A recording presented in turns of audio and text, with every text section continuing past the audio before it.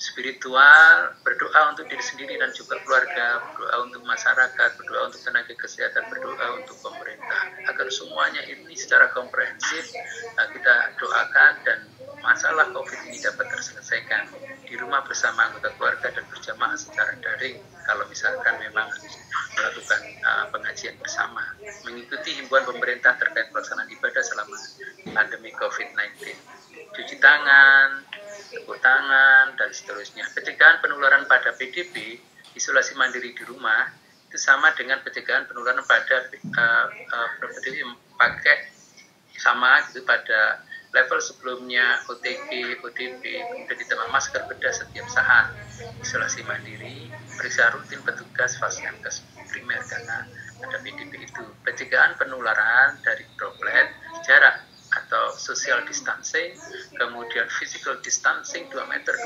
cuci tangan, menggunakan masker bedah setiap saat, tinggal di rumah saja atau stay at home, membersihkan handphone setiap habis dipakai, terus kemudian dicuci lagi, dibersihkan lagi memakai sabun.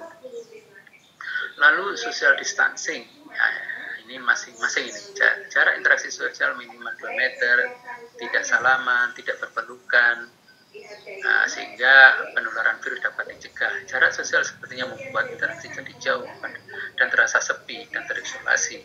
Dapat diatasi dengan interaksi sosial melalui media sosial yang tidak akan bersihkan. Ada sedikit tambahan dari saya, menghindar dengan menjauh itu berbeda.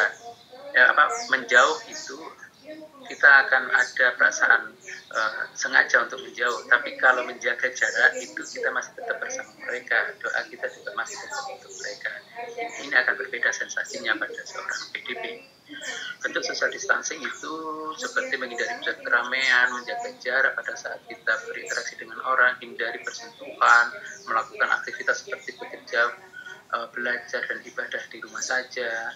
Pemerintah di situ menutup tempat pariwisata, penangguhan acara besar, membuat peraturan agar siswa belajar di rumah dan seterusnya. Physical distancing, jaga jarak 2 meter, walaupun tidak berinteraksi dengan orang lain, jarak dijaga dan tidak bersentuhan. Tidak ada jaminan baju atau tubuh orang lain tidak mengandung virus corona, sehingga kita harus waspada terus, ya, mencegah penularan, jaga jarak. Lalu cuci tangan, pakai sabun pada air yang mengalir, menggunakan hand sanitizer sebelum dan sesudah memegang benda, karena sabun itu akan mengemulsi lapisan daripada virus itu dan virus itu akan rusak atau mati. Tangan yang memegang benda apa saja mungkin sudah ada virus corona, sehingga cuci tangan pakai sabun dapat menghancurkan kulit virus itu. Lalu hindari menyentuh mulut, hidung, dan mata karena tangan merupakan cara penularan yang paling berbahaya. Setiap saat mencuci tangan sebelum dan sesudah melakukan kegiatan. Aturan penggunaan masker bedah, setiap orang wajib menggunakan masker khususnya pada saat keluar rumah untuk mencegah percikan ludah dari orang lain. Diganti setiap 4 jam sekali. Aturan penggunaan masker bedah, oke. Kemudian tinggal di rumah saja, stay at home, bekerja dari rumah, belajar dari rumah, beribadah dari rumah, semua aktivitas dilakukan di rumah. Hindari pertemuan seperti pesta ulang tahun, pesta perkawinan, ibadah berjamaah, dan kerumunan orang banyak. Pada situasi yang terpaksa harus keluar rumah, saat pulang ke rumah upayakan meninggalkan sepatu di luar rumah. Segera mandi dan ganti baju dan langsung cuci tangan dengan menggunakan sabun. Tips agar tetap aktif di rumah selama wabah COVID: rajin mengecek posisi duduk Anda saat bekerja dari rumah, beranjak dari duduk lalu bekerja menggunakan HP atau menonton TV sambil berdiri, bla bla bla. Itu tolong nanti kita coba untuk lakukan selama wabah COVID-19, ya, jalan-jalan di sekitar rumah, dapur, ruang tamu, dan macam-macam. Membersihkan handphone dengan sabun merupakan sumber penularan paling besar. Membersihkan handphone dengan menggunakan sabun bukan alkohol. Langkah membersihkan: cuci tangan menggunakan sabun, ambil kain microfiber, kain lembut, basahi ujung kain dengan air sabun, usapkan kain mikro yang telah dibasahi ke layar handphone dengan gerakan satu arah. Bersihkan seluruh permukaan handphone secara merata. Keringkan handphone dengan menggunakan kain microfiber, kain lembut yang kering untuk mengeringkan bagian yang berlubang. Isolasi mandiri di rumah bagi PDP, itu pencegahan dan penularan ya. Kemudian pasien ditempatkan di ruang tersendiri, selalu menggunakan masker, bedah, alat kebutuhan pribadi dipisahkan dengan anggota keluarga lain, alat makan, alat mandi, pakaian, tempat tidur itu dipisahkan. Edukasi keluarga cara perawatan isolasi di rumah, pemeriksaan kesehatan rutin oleh petugas kesehatan sesuai SOP PDP isolasi mandiri di rumah, masih dimonitor terus meskipun dia di rumah. Lalu pencegahan masalah kesehatan jiwa dan psikososial ODP, pencegahan masalah kesehatan pada PDP ya, masalah kesehatan jiwa dan psikososial pada sama dengan OS dan juga ODP, kemudian ditambah dengan mengurangi stresor.